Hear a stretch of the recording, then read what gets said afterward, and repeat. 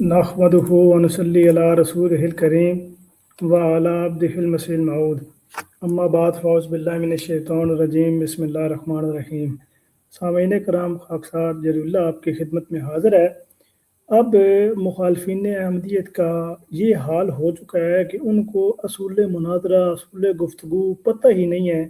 کہ جب ہم نے کسی سے گفتگو کرنی ہے، کسی سے مباحثہ کرنا ہے، کسی سے مناظرہ کرنا ہے تو اس میں اصول کیا ہوگا۔ ان بیچاروں کو یہ ہم بتا کر تھک چکے ہیں کہ آپ کم از کم اپنے گھر کی کتابیں تو پڑھ لیں، آپ کو کم از کم اصول گفتگو تو پتہ ہونا چاہیے کہ کسی سے گفتگو کرنی ہے تو کس انداز سے کرنی ہے، کیا کیا مسلمات ہیں، کیا کیا اصول ہیں،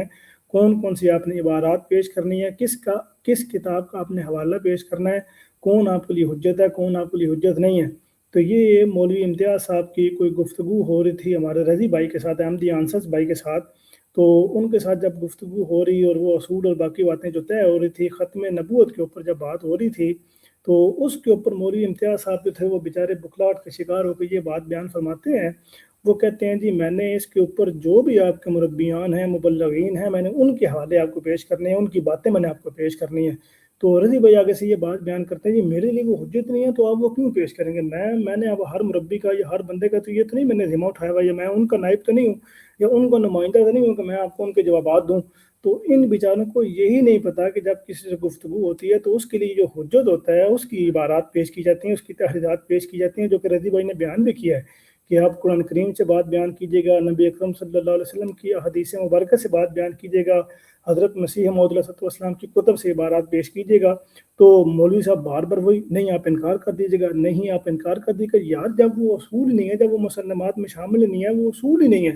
وہ حجت نہیں ہے تو آپ نے پیش کیوں کرنا ہے۔ یہ تو آپ ایک ایسا دروازہ کھول رہے ہیں، تو پھر اس کا مطلب ہے کہ جب آپ سے گفتگو ہو تو ہر دیوبندی کا، ہر وہابی کا، ہر بریلوی کا جو ابھی حوالہ میرے ذہن میں ہو میں آپ سے پوچھتا جاؤں، آپ نہ کرتے جائیں۔ تو یہ وقت کیا جانی دور کیا ہے، یعنی فلاں وہ فلسطین میں، چیچا وطنی میں، پاک پتن شریف میں، وہ ادھر جہاں کہیں پر بھی کوئی بندہ رہتا ہوگا دیوبندی، بریلوی یا وہابی، اس نے کوئی بات کہی ہوگی، وہ میں آپ کے سامنے لا کر رکھوں کہ یار یہ دیکھیں جی یہ آپ کے بندے نے بات کی ہے، تو کیا آپ اس کو حجت مانتے ہیں، کیا آپ اس کو درست مانتے ہیں، یہ کدھر ٹھیک ہے یہ نہیں۔ تو اس طرح ایک اتنا لمبا وہ مضمون اور موضوع شروع ہو جائے گا کہ اس کے اوپر گفتگو کبھی ختم ہی نہیں ہوگی۔ تو اس کا اصول طریق یہ ہے، بنیادی طریق یہ ہے کہ جو آپ کے لیے حجت ہے آپ نے اس کی تحریر پیش کرنی ہے، اس کے علاوہ آپ نے کسی کی تحریر پیش کرنی نہیں۔ اور اصول گفتگو کا بنیادی اصول یہ ہے، بنیادی بات یہ ہے کہ جو آپ کو مسلمات آپ نے ان سے آپ نے بات پیش کرنی ہے۔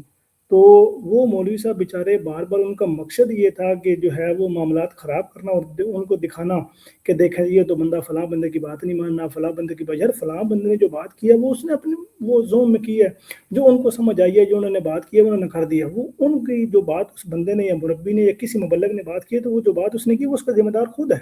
یعنی اگر اس نے کوئی بات یا وہ بات کی ہے تو اس کی وضاحت کرنے کا وہ ذمہ دار خود ہے، نہ کہ رضی بھائی یا میں یا کوئی اور جس سے گفتگو ہو رہی ہو۔ ہم جو ذمہ دار ہیں، ہم نے جو بات کرنی ہے یا جس بات کا دفاع کرنا ہے وہ ہے حضرت مسیح موعود علیہ السلام، قرآن کریم سب سے پہلے، نبی اکرم صلی اللہ علیہ وسلم، اس کے بعد پھر حضرت مسیح السلام اور خلفاء۔